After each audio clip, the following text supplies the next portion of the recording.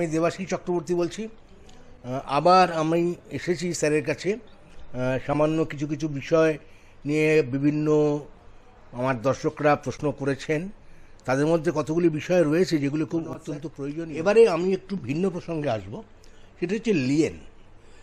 আমরা জানি বিভিন্ন পদে যারা চাকরি করেন, সহশিক্ষক পদে চাকরি করেন, তারা প্রধান শিক্ষক হয়ে যোগদান করলে লিয়েন নেন। এই লিয়েনের নিয়মটা কি স্যার একটু বুঝিয়ে বলুন। লিয়েনের ব্যাপারে দেখুন পরিষ্কার, কিন্তু লিয়েনের ব্যাপারে যে আমাদের যে অর্ডার আছে, অর্ডারের মধ্যে পরিষ্কার লেখা আছে লিয়েন কারা পেতে পারে, কারা পেতে পারে না। দেখুন আমাদের লিয়েন কিন্তু শুধুমাত্র টিচিং স্টাফ পাবে তা না, টিচিং নন টিচিং বোথ পেতে পারেন, 1 নম্বর পয়েন্ট।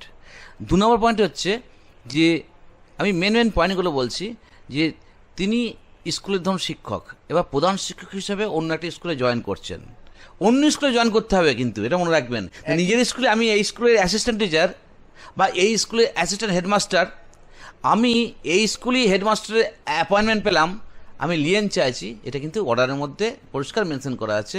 অন্য ইনস্টিটিউশনে কিন্তু তাকে যেতে হবে, মানে শুধু চাকরির ক্ষেত্রেই হবে। আমি এমন খবর শুনেছি যে পড়াশোনার জন্য গেছেন, সেক্ষেত্রেও লিয়েন দিয়েছেন। না, কখনোই এখন পরিষ্কার মেনশন করা আছে যে লিয়েন পাবেন তখনই যখন কি বলবো উচ্চ পদে যাচ্ছেন, ধরুন কলেজের অধ্যাপক হচ্ছেন, কলেজের অ্যাসিস্ট্যান্ট প্রফেসর হিসাবে যাচ্ছেন, বা ইউনিভার্সিটি বা কোনো ইনস্টিটিউটে আইআইটি বা আইজারে জয়েন করছেন, সেক্ষেত্রে পেতে পারেন। বা কোনো ক্ষেত্রে ধরুন এই যে ওনার শিক্ষকতা যতদিন শিক্ষকতা করছেন সেই এক্সপিরিয়েন্সটা কাজে লাগছে তার পরবর্তীকালে, হেডমাস্টার হিসাবে যখন জয়েন করছেন, আমরা জানি 10 বছর চাকরি করার পর তিনি হেডমাস্টার হন, অর্থাৎ তার এক্সপিরিয়েন্সটাই কাজে লাগছেন, তখন তিনি কিন্তু এই লিয়েনটা পেতে পারেন। ঠিক আছে, লিয়েনে একসাথে কতদিন পাওয়া যায়? দেখুন লিয়েন পরিষ্কার লেখা আছে যে তিনি সর্বাধিক 2 বছর পেতে পারেন, 1 বছর প্লাস 1 বছর এইভাবে পাবেন। 1 বছর আগে পাবেন, আবার ওটাকে রিনিউ করতে আবার না 1 বছর ধরে নিলেন, এবার তিনি যদি ছেড়ে দেন না আমার নিলেন লাগবে না, আমি ছেড়ে দিলাম চাকরিটা, এই জায়গাটা তার সংসার লিয়েন শেষ হয়ে গেল। আচ্ছা স্যার, যদি এমন হয় যে উনি ধরুন 1 বছর পরে রিনিউ করলেন, আরো 1 বছর হয়ে গেল, জয়েন করলেন। হ্যাঁ রাইট, খুব ভালো কথা বলেছেন। রিনিউ না ঠিক, উনি আবার অ্যাপ্লিকেশন করলেন আমাকে আবার এটাকে এক্সটেনশন করা হোক, ফর এক্সটেনশন, যে আমার লিয়েনটা আমি যেহেতু 2 বছর পেতে 2 বছর আমার পাওয়ার তো রুল আছে, আমি 1 বছর নিয়েছি আর আমি 1 বছর পেতে চাইছি। আবার এক্ষেত্রেও তাই ম্যানেজিং কমিটি স্যাংশন করছে কি না লিয়েনটা, ম্যানেজিং কমিটি স্যাংশন করলেন, লিয়েন স্যাংশন করার পর তাহলে তিনি 2 বছর পেতে পারেন। কিন্তু তিনি দেখাচ্ছেন যে তিনি যদি অ্যাপ্লাই না করেন তাহলে কিন্তু অটোমেটিক কিন্তু সেটা 1 বছরের মধ্যে তার কিন্তু লিয়েন শেষ হয়ে গেল। 2 বছর পরে তিনি কোনো অ্যাপ্লাইও করলেন না, তো অটোমেটিক্যালি টার্মিনেটেড হয়ে যাবে। তবে এটা মনে রাখতে হবে যে পয়েন্ট আমি বলে দিচ্ছি, একটু আমাদের এটা কাজে লাগবে। এই যে লিয়েন সংক্রান্ত যে রুল, তাতে পরিষ্কার লেখা আছে যে বিদ্যালয় পরিচালনা সমিতির অনুমতিক্রমে যখন কোনো স্থায়ী শিক্ষক শিক্ষিকা এবং শিক্ষাকর্মী পশ্চিমবঙ্গের মধ্যে যে কোনো, পশ্চিমবঙ্গের মধ্যে হতে হবে কিন্তু, পশ্চিমবঙ্গের বাইরে হলে কিন্তু লিয়েন পাবেন না, পশ্চিমবঙ্গের মধ্যে যে কোনো শিক্ষা প্রতিষ্ঠান, বিদ্যালয় বা মহাবিদ্যালয়ের যে কোনো উচ্চ পদে বা অন্য কোনো চাকুরি যেখানে শিক্ষকতার অভিজ্ঞতা একান্ত প্রয়োজন, এমন কোনো পদে যোগদান করলে ছুটির নিয়মাবলী যেটা আছে তাতে 52 নম্বর ধারা অনুযায়ী তিনি কিন্তু বিনা বেতনে 1 বছর করে মোট 2 বছর ছুটি পাবেন। অ্যাকচুয়ালি এটা হচ্ছে উইদাউট পে, উইদাউট মাইনে পাচ্ছেন না, তো মাইনে তো পাচ্ছেন, এই স্কুলে মাইনে পাচ্ছেন না, ওই স্কুলে অ্যাকচুয়ালি এটা এক্সট্রাঅর্ডিনারি লিভ উইদাউট পে। লিয়েনটা হচ্ছে এক্সট্রাঅর্ডিনারি লিভ উইদাউট পে। আমরা জানি ম্যানেজিং কমিটি 2 বছর করতে পারে ম্যাক্সিমাম, 1 বছর প্লাস 1 বছর, এটি হচ্ছে লিয়েনের কনসেপ্টটা। আবার আরেকটা ঘটনা যেটা আপনি বললেন, ধরুন একজন একটা লিয়েন নিয়ে চলে গেলেন অন্য জায়গাতে, যেখানে গেলেন সেখানে তিনি আবার পার্মানেন্ট হয়ে গেলেন, কথা বলছি, সেখানে তো প্রফেশনে যাচ্ছেন, একটা কলেজে জয়েন করতে যাচ্ছেন, তাহলে একটা কলেজে উনি প্রথমেই তো পার্মানেন্ট পোস্টে যাচ্ছেন, কিন্তু কনফার্মেশন তো হচ্ছে না। যদি ওনার চাকরি যেদিন কনফার্মেশন হলো অটোমেটিক্যালি তার লিয়েনটা টার্মিনেট হয়ে যাবে, এটাই কিন্তু রুল। আচ্ছা স্যার, আরেকটা এখানে একটু প্রশ্ন করবো, এটা হচ্ছে এই ট্রান্সফার জনিত কেসে বহু ক্ষেত্রে দেখা গেছে যে জলপাইগুড়ি থেকে একজন ট্রান্সফার হয়ে হুগলিতে এসছে, হ্যাঁ, সেক্ষেত্রে একটা সময় লাগে, মানে একটা পুরো সেট আপ জলপাইগুড়ি থেকে অর্থাৎ জয়েনিং লিভ যেটা বলছে, Joining joining leave Joining leave right নিয়ে। Right right. হ্যাঁ, এটার কনসেপ্টটা হচ্ছে যে ধরুন আমরা তো জানি এখন মিউচুয়াল ট্রান্সফার আর ধরুন জেনারেল ট্রান্সফার, স্পেশাল গ্রাউন্ডে যেগুলো ট্রান্সফারগুলো হয় আমরা জানি, সেক্ষেত্রে কিন্তু অর্ডারের মধ্যে, আমার কথা না, এটা কিন্তু অর্ডারের কথা, যে মিউচুয়াল ট্রান্সফারে তিনি সর্বাধিক কিন্তু 3 দিন ছুটি পাবেন, স্পেশাল গ্রাউন্ডে জেনারেল ট্রান্সফার সেক্ষেত্রে 5 দিন পাবেন। এখন ব্যাপারটা মনে রাখতে হবে, তিনি এই 5 দিনের মধ্যে বা 3 দিনের বললাম যে মিউচুয়াল ট্রান্সফার ক্ষেত্রে 3 দিন এবং জেনারেল ট্রান্সফার উইথ স্পেশাল গ্রাউন্ডের ক্ষেত্রে 5 দিন যেটা বলছি, ওটা কিন্তু রবিবার বা ছুটির দিনকে ইনক্লুড করে কিন্তু। আচ্ছা আচ্ছা। আমি ধরুন শনিবারকে রিলিজ নিলাম, যে রবিবার ছেড়ে দিয়ে আমি 3 দিন নিয়ে নিলাম, দিয়ে 4 দিনের দিন জয়েন করছি, সেটা কিন্তু হবে না। পরিষ্কার মানে বলতে পারলাম, মানে মানে যেদিন ছাড়বেন তার 3 দিনের মাথায় অন্য জায়গায় জয়েন করতে হবে মিউচুয়াল ট্রান্সফার নিয়ে এলে, আর 5 দিনের মাথায় জয়েন করতে হবে মানে মধ্যখানে যদি রবিবার বা স্পেশাল গ্রাউন্ডের জন্য কোনো ছুটি থাকে সেটা কিন্তু বাদ যাবে। বাদ যাবে না, ওটা কিন্তু ইনক্লুডিং 1 নাম্বার। আরেকটা পয়েন্ট মনে রাখা দরকার, ধরুন একজন টিচার একটা স্কুল থেকে আজকে ধরুন ট্রান্সফার নিলেন, নিয়ে কালকেই জয়েন করলেন অন্য একটা জায়গায়, কথা বলছি আমি, তাতে উনি জয়েনিং লিভটা নিলেন না, তা ওই লিভটা কিন্তু তার কিন্তু জমবে, সে পরের স্কুলে সে কিন্তু নিতে পারবে। আমাদের যে হাফ অ্যাভারেজ পে লিভ নিয়ে যে আলোচনা হচ্ছিল, তাতে আমাদের না কয়েকজন প্রশ্ন করেছেন, পরে আমার ব্যক্তিগতভাবে ফোন করে বললেন, স্যার এই জায়গাটা কী হবে, সেই প্রশ্নটা আমি বলছি আপনাকে। প্রশ্নটা হচ্ছে যে স্যার ধরুন বলছে যে ধরুন 15 টাকা করে তো আমাদের হাফ অ্যাভারেজ পে প্রতি বছর সার্ভিস ইয়ারে তার জমা হচ্ছে, তা 15 করে ধরুন 60-60-এর বেশি জমবে না, আমরা জানি 60 হওয়া মানে হচ্ছে কমিটেড লিভ, তার 30টায় কমিট হয়ে যাচ্ছে হাফ করে, মানে তার হাফ, মানে দুটো হাফ অ্যাভারেজ করে একটা ফুল জমার নাই, কমিটেড তো নাও নিতে পারেন, না নিয়ে তিনি ওই হাফ অ্যাভারেজ পেও নিতে পারেন। ধরুন হাফ অ্যাভারেজ পে উনি 15 টাকা নিলেন, তাহলে কমে গেল, তাহলে 60 থেকে 15 টাকা কমে 45 হলো, আবার তো পরের বছর জমে 60টা হচ্ছে, তখন আবার কমিটেড লিভ নিতে পারেন।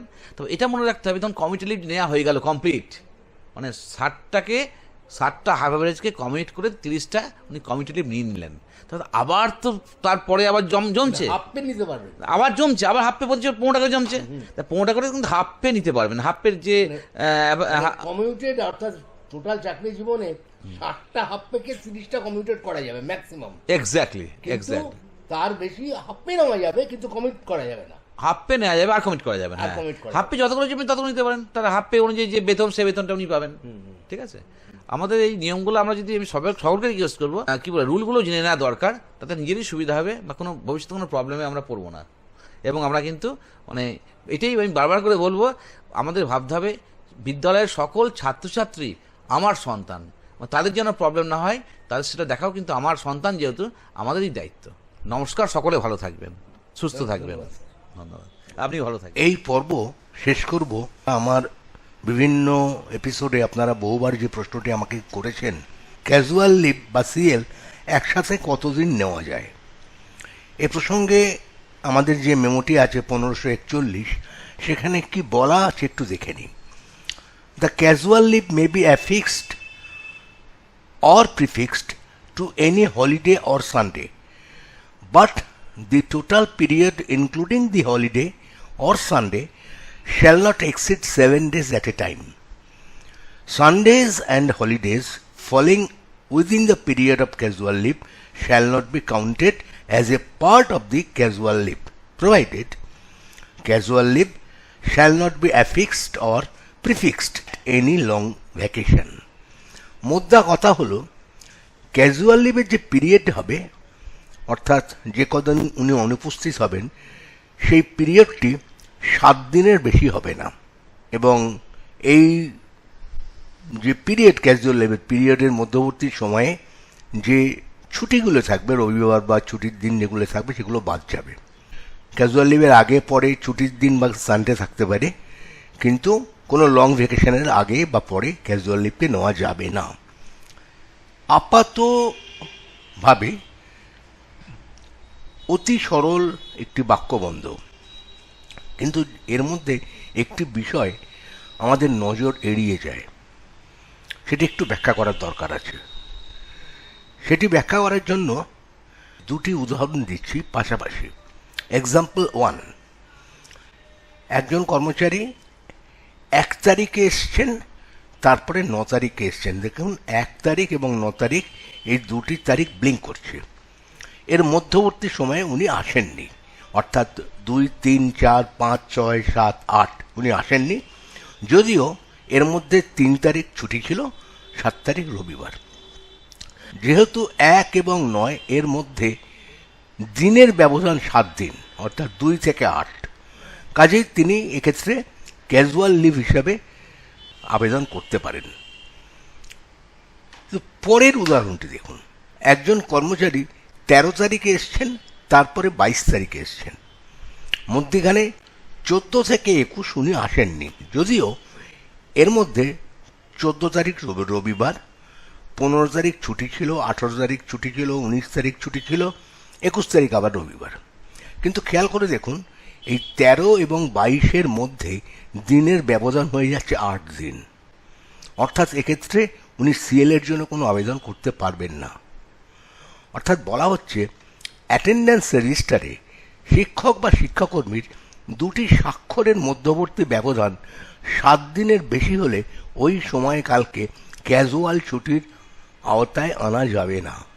অর্থাৎ তিনি যে 2 দিন এসেছেন তার মধ্যে ব্যবধান 7 দিন বা তার কম হতে হবে। এবার একটি অন্য উদাহরণ দেব। দেখুন, একজন কর্মচারী 1 তারিখ এসছেন, 9 তারিখ এসছেন, এর মধ্যে 2 থেকে 8 আসেননি, 3 এবং 7 ছুটি ছিল, 7 তারিখ রবিবার, 3 তারিখ সরকারি ছুটি ছিল, কাজে এক্ষেত্রে তার সিএল কাউন্ট হবে 5 দিন। 3 তারিখ এবং 7 তারিখটা বাদ যাবে। এবারে আরেকটি উদাহরণে যাই। দেখুন, একজন কর্মচারী 4 তারিখে এসছেন, তারপরে 12 তারিখে এসছেন, মধ্যেখানে 5 থেকে 11 উনি আসেননি, অর্থাৎ ব্যবধান সেই 7 দিন। কিন্তু এর মধ্যে 7 তারিখ রবিবার, কাজে এক্ষেত্রে সিএল হিসাবে ধরা হবে 6 দিন, অর্থাৎ 7 তারিখটি বাদ যাবে। পরবর্তী উদাহরণে আসে। একজন কর্মচারী 9 তারিখ এসেছেন, তারপরে 17 তারিখে এসেছেন, মধ্যেখানে ব্যবধান সেই 7 দিন, 10 তারিখ থেকে 16 তারিখ। এর মধ্যে কিন্তু 2 দিন ছুটি, 14 তারিখ রবিবার, 15 তারিখ সোমবার কিন্তু সরকারি ছুটি, অর্থাৎ এক্ষেত্রে তার সিএল হিসাবে ধরা হবে 5 দিন, 14 তারিখ এবং 15 তারিখ বাদ যাবে। আরেকটি উদাহরণে আসুন। একজন কর্মচারী 16 তারিখে এসেছেন, তারপরে 24 তারিখ এসেছেন, মধ্যেখানে 17 থেকে 23 উনি আসেননি, এর মধ্যে 18, 19 সরকারি ছুটি ছিল, 21 তারিখ রবিবার, কাজেই এক্ষেত্রে তিনি কিন্তু সত্যিকারের আসেননি 17, 20, 22 এবং 23। কাজেই এক্ষেত্রে ব্যবধানটি কিন্তু সেই 7 দিন, 17 থেকে 23, অর্থাৎ তার সিএল হিসাবে কাউন্ট হবে 4 দিন। 18 তারিখ, 19 তারিখ এবং 21 তারিখটি কিন্তু হিসাবের মধ্যে ধরা হবে না। আশা করি আমি ব্যাপারটা বোঝাতে পেরেছি। ধন্যবাদ।